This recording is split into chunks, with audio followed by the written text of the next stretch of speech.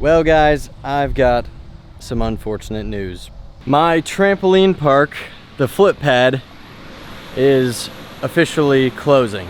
I need to make this video for anyone that was gonna come here or does come here. And just for people that are interested in this predicament I'm in. So yeah, here it goes. So I'm assuming most of you have watched my videos growing up, but for those of you that haven't, I like to flip. I like gymnastics, acrobatics, whatever you want to call it.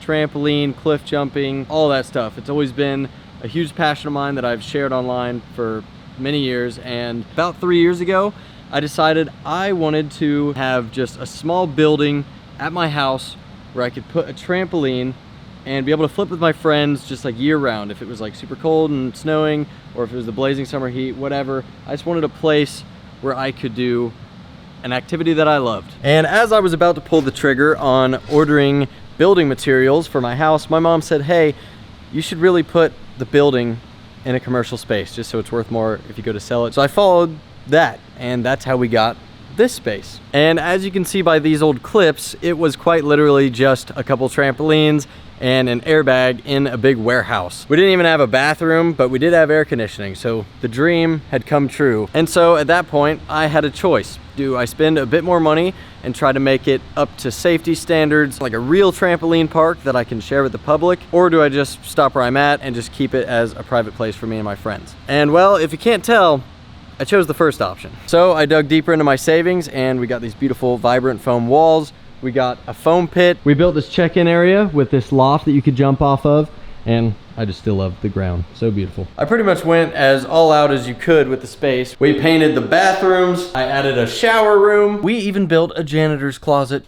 True business, that's right. And yeah, on December 26, 2022, the flip pad was officially in business. We started by doing a few events, and then eventually we're open pretty much every day of that summer, which was just really fun because every weekend I was home not filming a video or traveling. I just got to spend with people that had the common interests or local kids that were trying to learn tricks. I got to take on this kind of mentor role. It's been really fun and just special to me, and that's kind of just been the case for the last couple of years. But about a month ago, we were reached out to by the state of Kansas, and they were basically like, hey, you are an amusement park, and amusement parks got to follow these rules, and you got to pay this cost, and you got to do this and that. Basically just a bunch of hoops that we were going to have to jump through. And so that kind of sparked the conversation of whether or not it was making sense to keep this place open anymore. And the main topic of that conversation has been about insurance between me and my mom, because my mom is also signed on the insurance of this place because I guess I'm too young. The insurance company wanted her to. So basically, yeah,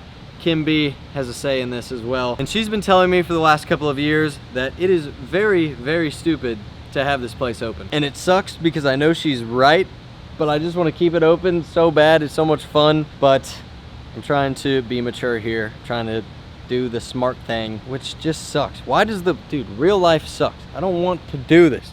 Screw this. Yeah, about the insurance, basically, even with the biggest policy we can reasonably afford with this place, we're not covered enough to where if someone was actually like seriously hurt, to not be like personally liable for that. Like, I'm pretty much gambling everything I've ever worked for by letting people in here and using this place because of that, which for some reason I've just been really fine with for the last couple of years.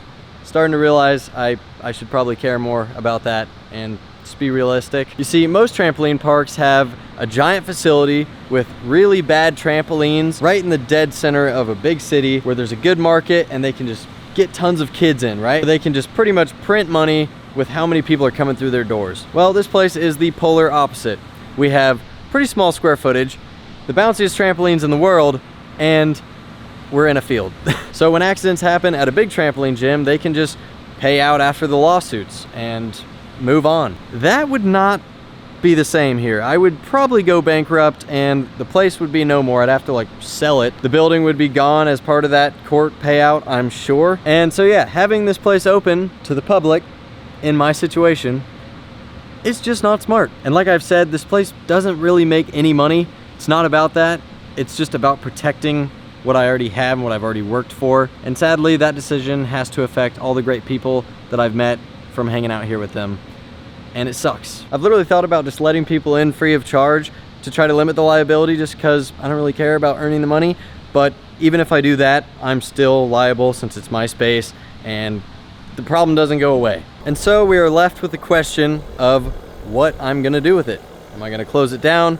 Am I gonna scrap it, sell the trampolines, sell the space, take the money, go put it in my 401k like a true responsible adult? Well, the answer is no, because come on, I'm not that responsible. I still plan on keeping this space and using it for private events, hanging out with friends here and making content with it, especially on my Snapchat. Go follow me on Snapchat. That's how I'm paying the bills in here now. But that's all it can really be, which sucks because obviously I would prefer it to just stay open like it has, but I guess it's better than nothing. So I'll just be grateful. To anyone that's come to my trampoline gym over the last 2 years, I want to say thank you. To anyone that wanted to come and didn't get to, and to those that can't come anymore, I'm really sorry. If I made the rules, this wouldn't happen. And to everybody that cared enough to watch and listen about this, I really appreciate it. And with that being said, thank you so much for watching, and I will see you in the next one. Peace.